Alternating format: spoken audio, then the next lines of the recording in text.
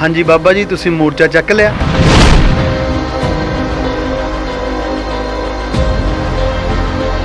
साडी सोच बलवान, असीं रुकना नहीं हवा दे झोकिਆਂ ਦੇ ਨਾਲ।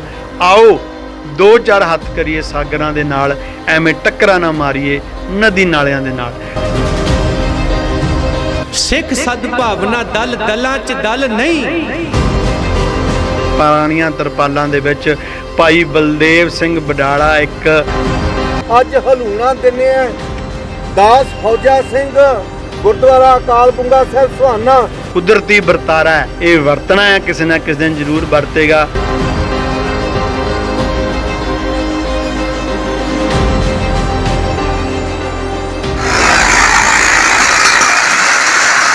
वाहिगुरू जी का खालसा, वाहिगुरू जी की फतेह। सिख सद्भावना दल 22 मार्च 2016 ਨੂੰ ਸ੍ਰੀ ਅਨੰਦਪੁਰ ਸਾਹਿਬ ਜੀ ਦੀ ਧਰਤੀ ਤੇ ਹੋਲੇ ਮਹੱਲੇ ਵਾਲੇ ਦਿਨਾਂ ਵਿੱਚ ਹੋਂਦ ਵਿੱਚ ਆਇਆ ਸੀ।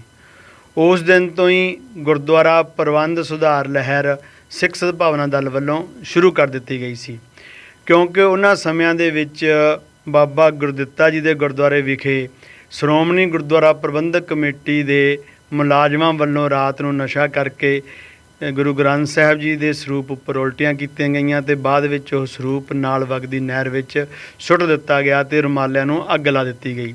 ਇਸ ਦੇ ਉੱਤੇ ਫਿਰ FIR ਦਰਜ ਕਰਵਾਈ। ਸਿੱਖ ਸਦਭਾਵਨਾ ਦਲ ਤੇ ਜੁਝਾਰ ਟਾਈਮ ਨੇ ਲਗਾਤਾਰ ਇਹਦੇ ਉੱਤੇ ਰਿਪੋਰਟਿੰਗ ਵੀ ਕੀਤੀ, ਪੰਥਕ ਹੋਕਾ ਵੀ ਦਿੱਤਾ ਔਰ ਸਿੱਖ ਸੰਗਤਾਂ ਨੂੰ ਜਾਗਰੂਕ ਵੀ ਕੀਤਾ। ਸਿੱਖ ਸੰਗਤਾਂ ਦੇ ਸਹਿਯੋਗ ਦੇ ਨਾਲ ਉਹ ਕੇਸ ਅੱਜ ਤੱਕ ਵੀ ਚੱਲ ਰਿਹਾ ਹੈ। ਅੱਜ ਅਸੀਂ ਗੱਲ ਕਰਦੇ ਹਾਂ ਪੰਥਕ ਹੋਕੇ ਦੀ, ਕਿਉਂਕਿ 328 ਸਰੂਪਾਂ ਦਾ ਮਾਮਲਾ ਜੋ ਸ਼੍ਰੋਮਣੀ ਗੁਰਦੁਆਰਾ ਪ੍ਰਬੰਧਕ ਕਮੇਟੀ ਦੇ ਮਾੜੇ ਪ੍ਰਬੰਧਕਾਂ ਤੇ ਪ੍ਰਬੰਧ ਵੱਲੋਂ ਜਾਂ ਤੇ ਚੋਰੀ ਵੇਚ ਦਿੱਤੇ ਗਏ ਜਾਂ ਖੁਰਦ-ਬੁਰਦ ਕਰ ਦਿੱਤੇ ਗਏ। ਇਕੱਲੇ 328 ਸਰੂਪ ਹੀ ਨਹੀਂ, ਇਹ ਘੱਟੋ ਘੱਟ 13 ਲੱਖ ਦੇ ਕਰੀਬ ਜਿਹੜੇ ਅੰਗ ਨੇ, ਜਿਹੜੇ ਕਿ ਸ਼੍ਰੋਮਣੀ ਗੁਰਦੁਆਰਾ ਪ੍ਰਬੰਧਕ ਕਮੇਟੀ ਦੀ ਭਾਈ ਈਸ਼ਰ ਸਿੰਘ ਦੀ ਰਿਪੋਰਟ ਖੁਦ ਮੰਨਦੀ ਹੈ ਕਿ ਇੰਨੇ ਅੰਗ ਅਣਅਧਿਕਾਰਤ ਛਾਪੇ ਗਏ, ਜਿਹਦੇ ਵਿੱਚੋਂ ਹਜੇ ਵੀ 4.25 ਲੱਖ ਦੇ ਕਰੀਬ ਗੁਰੂ ਗ੍ਰੰਥ ਸਾਹਿਬ ਜੀ ਦੇ ਅੰਗ ਗਾਇਬ ਨੇ। ਉਹ ਰਿਟਨ ਵਿੱਚ ਇਸ ਚੀਜ਼ ਨੂੰ ਮੰਨਦੇ ਨੇ ਔਰ 10 ਲੱਖ ਤੋਂ ਉੱਪਰ ਫਰਮੇ ਜਲਦ ਸਾਜ਼ਾਂ ਕੋਲ ਅੱਜ ਵੀ ਪਏ ਨੇ। ਅੱਜ ਆਪਾਂ ਗੱਲ ਕਰਦੇ ਹਾਂ ਕਿ ਸਿੱਖ ਸਦਭਾਵਨਾ ਦਲ ਵੱਲੋਂ ਤੇ ਗੁਰਦੁਆਰਾ ਅਕਾਲ ਬੁੰਗਾ ਸਾਹਿਬ ਵੱਲੋਂ 4 ਨਵੰਬਰ 2020 ਤੋਂ ਸ੍ਰੀ ਅਕਾਲ ਤਖਤ ਸਾਹਿਬ ਵਿਖੇ ਅਰਦਾਸ ਕਰਕੇ ਪੰਥਕ ਹੋਕਾ ਆਰੰਭ ਦਿੱਤਾ ਗਿਆ।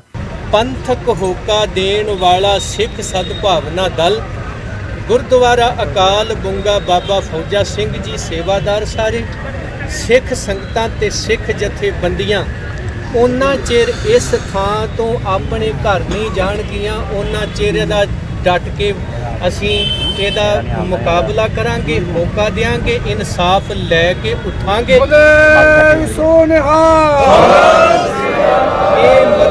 अज हलूणा दिने दास फौजा सिंह गुरुद्वारा अकाल बुंगा साहिब सुहाना सिख सद्भावना दे दल दे मुखी महान कीर्तनीय बलदेव सिंह जी बडाला, सारी संगत बुंगा साहब दी, सारी संगत सिख सद्भावना दल दी, सारा पंथ खालसा सारे देसां विदेसां च गुरसिख संगतां नूं हलूणा दिंदा है।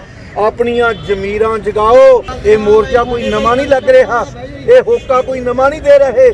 जेड़ा साडे भरावां ने शुरू कीता सी, जेड़ा साडे भरावां ने शुरू कीता सी, ओही उसे नूं अगे तोर रहे होके नूं।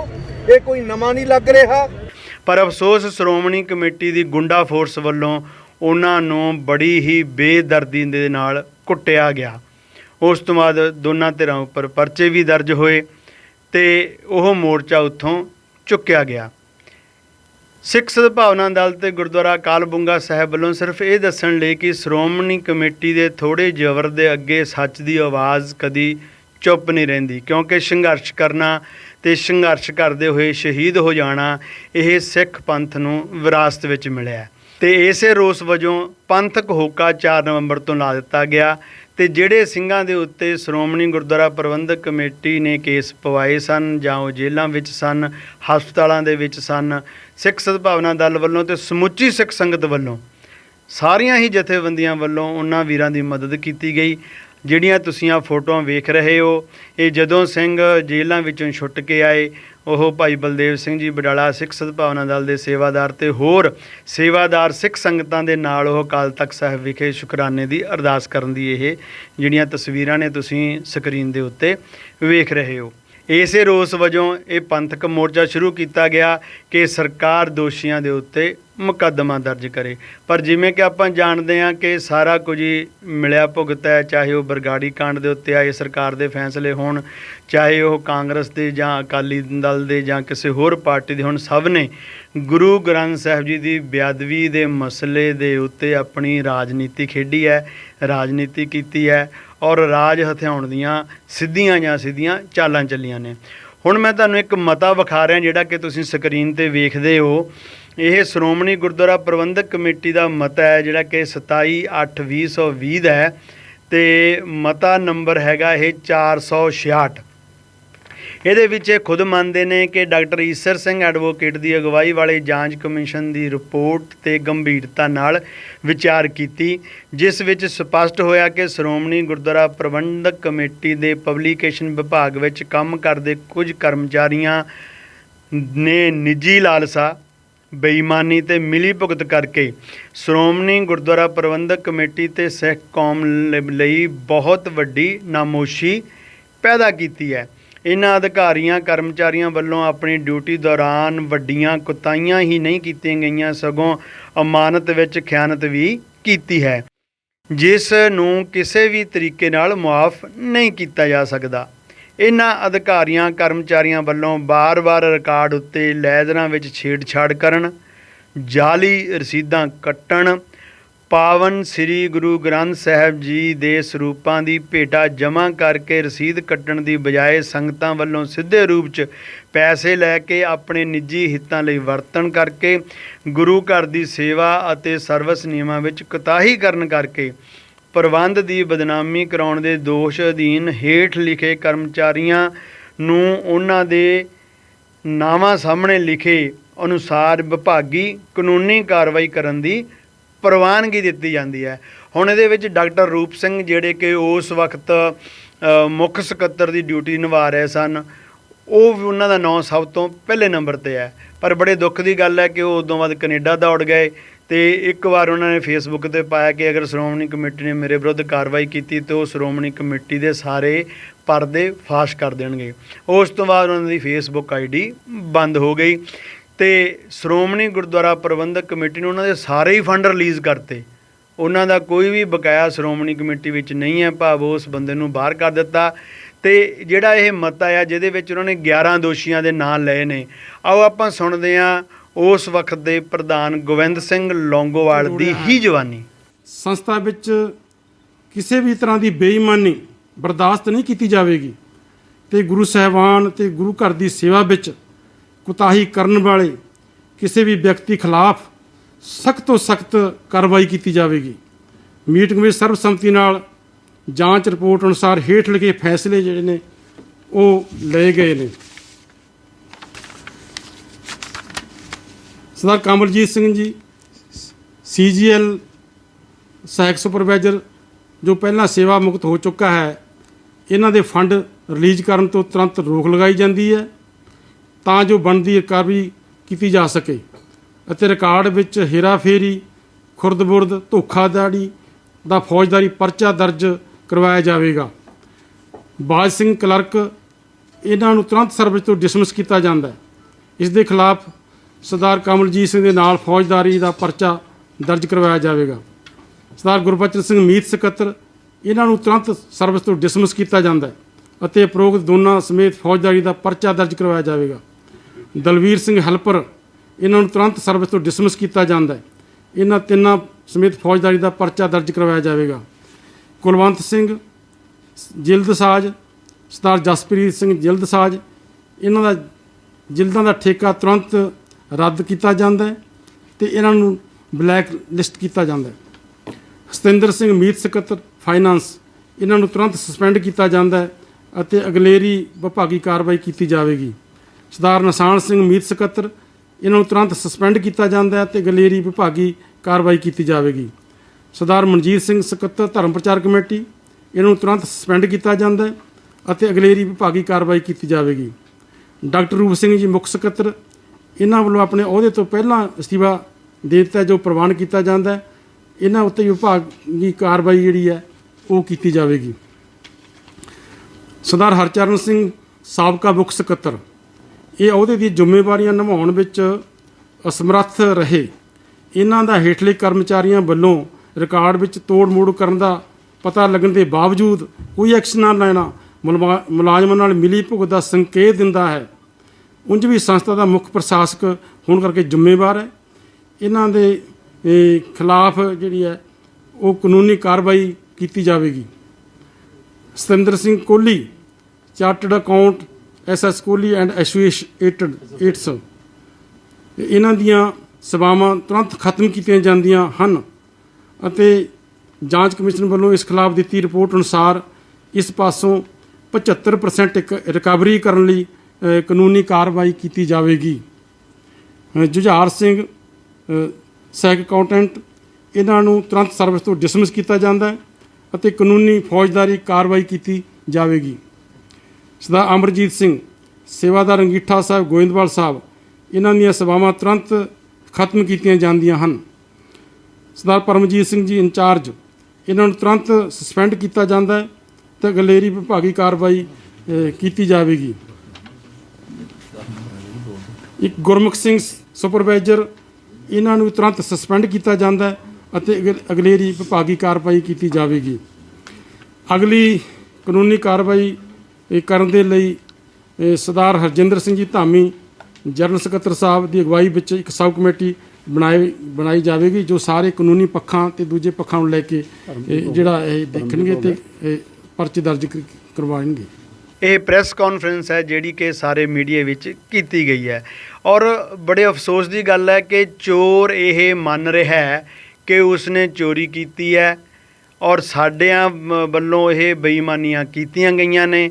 ਪਰ ਜਦੋਂ ਸਿੱਖ ਸਦਭਾਵਨਾ ਦਲ ਵੱਲੋਂ ਇਹ ਕੇਸ ਅਦਾਲਤ ਵਿੱਚ ਪਾਇਆ ਗਿਆ ਸ੍ਰੀ ਅੰਮ੍ਰਿਤਸਰ ਸਾਹਿਬ ਵਿਖੇ, ਉੱਥੇ ਦੇ ਜੱਜ ਸਾਹਿਬਾਨ ਨੇ ਇਹ ਵੀਡੀਓ ਵੇਖਣ ਤੋਂ ਬਾਅਦ, ਇਹ ਮਤੇ ਵੇਖਣ ਤੋਂ ਬਾਅਦ, ਹੋਰ ਵੀ ਘੱਟੋ ਘੱਟ ਸੈਂਕੜੇ ਹੀ ਸਬੂਤ ਦੇਣ ਤੋਂ ਬਾਅਦ ਵੀ ਇਹ ਕਹਿ ਦਿੱਤਾ ਵੀ ਇਹ ਕੇਸ ਅਜੇ ਨਹੀਂ ਬਣਦਾ। ਬੜਾ ਦੁੱਖ ਦੀ ਗੱਲ ਹੈ ਔਰ ਕਈ ਵਾਰ ਇਹ ਲਾਈਨਾਂ ਯਾਦ ਆਉਂਦੀਆਂ ਨੇ ਕਿ ਇਸ ਅਦਾਲਤ 'ਚ ਬੰਦੇ ਵਿਰਖ ਹੋ ਗਏ, ਫੈਸਲੇ ਸੁਣਦਿਆਂ ਮੁੱਕ ਗਏ। ਪਰ ਅਸੀਂ ਮੁੱਕਣ ਦੀ ਬਜਾਏ ਅਸੀਂ ਇਹ ਲੜਾਂਗੇ, ਸਾਰਾ ਕੁਝ ਅਸੀਂ ਸਰ ਅੰਜਾਮ ਦੇਵਾਂਗੇ। ਇਹ ਗੱਲਾਂ ਕੀਤੀਆਂ ਭਾਈ ਬਲਦੇਵ ਸਿੰਘ ਬਡਾਲਾ ਨੇ ਅਤੇ ਸਿੱਖ ਸਦਭਾਵਨਾ ਦਲ ਅਤੇ ਗੁਰਦੁਆਰਾ ਅਕਾਲ ਬੁੰਗਾ ਸਾਹਿਬ ਨੇ। ਅਤੇ ਉਸ ਤੋਂ ਬਾਅਦ ਹੁਣ ਹਾਈ ਕੋਰਟ ਦੀ ਤਿਆਰੀ ਕਰ ਰਹੇ ਨੇ। ਕੇਸ ਅਦਾਲਤ ਦੇ ਵਿੱਚ ਅਜੇ ਚੱਲੇਗਾ, ਅੱਗੇ ਕੀ ਸੁਣਵਾਈ ਹੁੰਦੀ ਹੈ ਕੀ ਨਹੀਂ ਹੁੰਦੀ। ਪਰ ਜੋ ਤਸਵੀਰਾਂ ਤੁਸੀਂ ਸਾਡੇ ਮਗਰ ਵੇਖੀ ਜਾ ਰਹੇ ਹੋ, ਇਹ ਉਸ ਪੰਥਕ ਹੋਕੇ ਦੀਆਂ ਨੇ ਜਿਹਦੇ ਵਿੱਚ ਰਹਿ ਕੇ, ਇਸ ਤੰਬੂ ਦੇ ਵਿੱਚ ਰਹਿ ਕੇ 4 ਨਵੰਬਰ ਤੋਂ ਲਗਭਗ 6 ਮਹੀਨਿਆਂ ਤੋਂ ਭਾਈ ਬਲਦੇਵ ਸਿੰਘ ਬਡਾਲਾ, ਉਹਨਾਂ ਦੇ ਸਾਥੀ, ਗੁਰਦੁਆਰਾ ਅਕਾਲ ਬੁੰਗਾ ਸਾਹਿਬ ਅਤੇ ਉਹਨਾਂ ਦੇ ਸਾਥੀ ਅਤੇ ਹਜ਼ਾਰਾਂ ਹੀ ਸੰਗਤਾਂ ਜਿਹੜੀਆਂ ਇੱਥੇ ਆਉਂਦੀਆਂ ਨੇ, ਉਹ ਇਸੇ ਤੰਬੂ ਦੇ ਵਿੱਚ ਬੈਠ ਕੇ ਸਵੇਰ ਵੇਲੇ ਨਿਤਨੇਮ, ਦੁਪਹਿਰ ਵੇਲੇ ਸ੍ਰੀ ਸੁਖਨੀ ਸਾਹਿਬ ਦੇ ਪਾਠ, ਕੀਰਤਨ ਅਤੇ ਸ਼ਾਮ ਨੂੰ ਅਰਦਾਸ, 3 ਟਾਈਮ ਇੱਥੇ ਅਰਦਾਸ ਹੁੰਦੀ ਸੀ ਕਿ ਗੁਰੂ ਘਰ ਦੇ ਦੋਸ਼ੀਆਂ ਨੂੰ ਸਜ਼ਾਵਾਂ ਦਿੱਤੀਆਂ ਜਾਣ, ਕਿਉਂਕਿ ਪ੍ਰਸ਼ਾਸਨ ਵੀ ਸੌਂ ਰਿਹਾ ਹੈ। ਪੰਜਾਬ ਦੇ ਹਰ ਖਿੱਤੇ ਦੀ ਜਾਣਕਾਰੀ ਲਈ Jujhar Times YouTube channel subscribe ਕਰੋ ਅਤੇ ਬੈਲ ਆਈਕਨ ਜ਼ਰੂਰ ਦਬਾਓ ਤਾਂ ਕਿ ਤੁਹਾਨੂੰ ਸਾਡੇ ਨੋਟੀਫਿਕੇਸ਼ਨ ਸਭ ਤੋਂ ਪਹਿਲਾਂ ਹਾਸਲ ਹੋਣ। Facebook user Jujhar time page like ਕਰੋ। ਲੋਕ, ਸਿੱਖ ਸੰਗਤ ਅਤੇ ਸਿੱਖ ਪੰਥ ਇਹ ਅਰਦਾਸ ਕਰੇ ਕਿ ਦੋਸ਼ੀਆਂ ਨੂੰ ਸਜ਼ਾਵਾਂ ਮਿਲਣ। ਪਰ ਹੋ ਕੀ ਰਿਹਾ? 2 ਵੱਡੇ ਇਕੱਠ ਸਿੱਖ ਪੰਥ ਵੱਲੋਂ ਪਿਛਲੇ ਸਾਲਾਂ ਵਿੱਚ ਕੀਤੇ ਗਏ। ਸਰਬੱਤ ਖਾਲਸੇ ਵਿੱਚ ਲੱਖਾਂ ਦਾ ਹੀ ਇਕੱਠ ਹੋਇਆ, ਬੇਤਹਾਸ਼ਾ ਇਕੱਠ ਹੋਇਆ, ਪਰ ਸਾਡੇ ਆਗੂ ਆਪਣੀਆਂ ਨਲਾਇਕੀਆਂ ਕਾਰਨ ਸਭ ਕੁਝ ਹੱਥੋਂ ਰੇਤ ਦੀ ਮੁੱਠੀ ਵਾਂਗ ਗਵਾ ਬੈਠੇ। ਬਰਗਾੜੀ ਵਿਖੇ ਜੋ ਹੋਇਆ ਉਹ ਆਪਾਂ ਨੂੰ ਸਭ ਨੂੰ ਪਤਾ ਹੈ। ਹੋਇਆ ਕਿ ਸਿੱਖ ਪੰਥ ਦਾ ਆਪਣੇ ਆਗੂਆਂ ਤੋਂ ਵਿਸ਼ਵਾਸ ਚੱਕਿਆ ਗਿਆ। ਕੁਝ ਸੱਚੇ ਵੀ ਨੇ, ਭਾਈ ਬਲਦੇਵ ਸਿੰਘ ਬਡਾਲਾ ਜੀ ਵਰਗੇ, ਬਾਬਾ ਫੌਜਾ ਸਿੰਘ ਜੀ ਵਰਗੇ, ਜਿਹੜੇ ਕਿ ਲੜਾਈ ਲੜ ਰਹੇ ਨੇ। ਪਿਛਲੇ ਦਿਨੀ ਜਦੋਂ ਕੁਦਰਤੀ ਝੱਖੜ ਝੁੱਲਿਆ ਅਤੇ ਸਾਰਾ ਕੁਝ ਇੱਥੋਂ ਉੱਡ ਗਿਆ, ਸਾਰਾ ਉੱਤੋਂ ਪਾਈਆਂ ਹੋਈਆਂ ਤਰਪਾਲਾਂ, ਬਾਂਸ ਸਾਰੇ ਉੱਡ ਗਏ ਅਤੇ ਇੱਥੋਂ ਲੰਘਦੇ ਤਮਾਸ਼ਬੀਨ ਹੀ ਕਹੂੰਗਾ ਮੈਂ ਉਹ ਲੋਕ, ਹਾਂਜੀ ਬਾਬਾ ਜੀ ਤੁਸੀਂ ਮੋਰਚਾ ਚੱਕ ਲਿਆ, ਹਾਂਜੀ ਬਾਬਾ ਜੀ ਤੁਸੀਂ ਮੋਰਚਾ ਚੱਕ ਲਿਆ, ਹਾਂਜੀ ਬਾਬਾ ਜੀ ਤੁਸੀਂ ਮੋਰਚਾ ਚੱਕ ਲਿਆ। ਮੋਰਚੇ 'ਚ ਆਉਣ ਦੀ ਬਜਾਏ ਅਜਿਹੀਆਂ ਹੀ ਗੱਲਾਂ ਬਹੁਤ ਸਾਰੀਆਂ ਕੀਤੀਆਂ ਗਈਆਂ ਔਰ ਬਹੁਤ ਸਾਰੀਆਂ ਹੋਈਆਂ।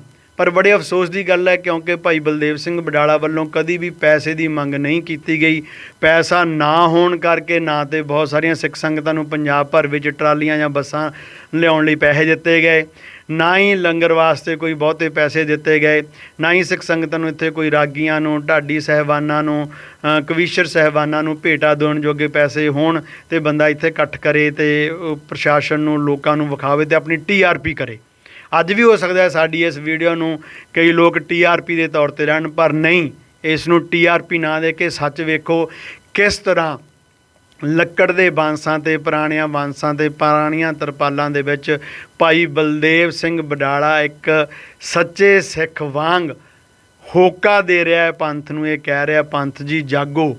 ਇਹ ਜਿਹੜੀ ਆਵਾਜ਼ ਹੈ, ਮੈਂ ਨਿੱਜੀ ਤੌਰ 'ਤੇ ਇਹ ਕਹਿਣਾ, ਗੁਰੂ ਰਾਮਦਾਸ ਜੀ ਦੇ ਘਰ ਤੋਂ, ਸ੍ਰੀ ਹਰਿਮੰਦਰ ਸਾਹਿਬ ਜੀ ਦੇ ਵਿੱਚੋਂ, ਉਸ ਗੁਰੂ ਘਰ ਦੇ ਕੀਰਤਨੀਏ ਭਾਈ ਬਲਦੇਵ ਸਿੰਘ ਬਡਾਲਾ ਵੱਲੋਂ ਚੱਕੀ ਗਈ ਹੈ, ਜਿਹੜਾ ਕਿ ਘੰਟਿਆਂ ਬੱਧੀ ਬੈਠ ਕੇ ਉੱਥੇ ਆਸਾ ਦੀ ਵਾਰ ਦੀ ਚੌਂਕੀ ਲਾਉਂਦੇ ਸਨ, ਸੰਗਤਾਂ ਲਈ ਕੀਰਤਨ ਕਰਦੇ ਸਨ। ਉਹਨਾਂ ਵੱਲੋਂ ਇਹ ਆਵਾਜ਼ ਦਿੱਤੀ ਗਈ ਹੈ, ਕੁਦਰਤੀ ਵਰਤਾਰਾ ਹੈ, ਇਹ ਵਰਤਣਾ ਹੈ, ਕਿਸੇ ਨਾ ਕਿਸੇ ਦਿਨ ਜ਼ਰੂਰ ਵਰਤੇਗਾ। ਪਰ ਅਜਿਹੀਆਂ ਚੀਜ਼ਾਂ ਦੇ ਨਾਲ ਜਿਹੜੇ ਸਖਤ ਇਨਸਾਨ ਹੁੰਦੇ ਨੇ, ਹੌਸਲੇ ਵਾਲੇ ਇਨਸਾਨ ਹੁੰਦੇ ਨੇ, ਉਹਨਾਂ ਦੇ ਹੌਸਲੇ ਕਦੀ ਪਸਤ ਨਹੀਂ ਹੁੰਦੇ।